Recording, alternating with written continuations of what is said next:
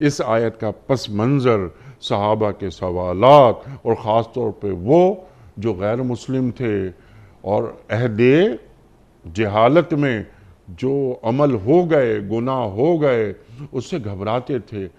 کتنی بڑی نوید ہے، کتنی بڑی تسلی ہے یہ آیت. ارشاد.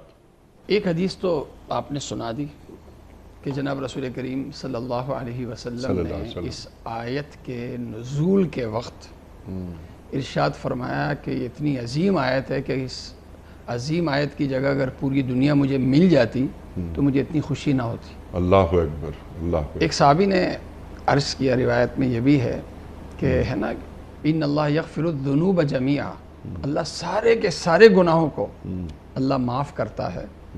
تو ایک صحابی نے عرض کیا، یا رسول اللہ اگر ایک شخص نے شرک کیا ہو، کیونکہ شرک ناقابل معافی جرم ہے، تو کیا وہ بھی معاف ہو جائے گا؟ تو اللہ کے نبی صلی اللہ علیہ وسلم کچھ دیر کے لیے خاموش ہوئے. پھر آپ نے 3 دفعہ ارشاد فرمایا، وَإِنْ أَشْرَكَ وَإِنْ أَشْرَكَ وَإِنْ أَشْرَكَ، اگرچہ اس نے شرک کیا ہو. چونکہ عرب شرک بت پرستی کے ساتھ ساتھ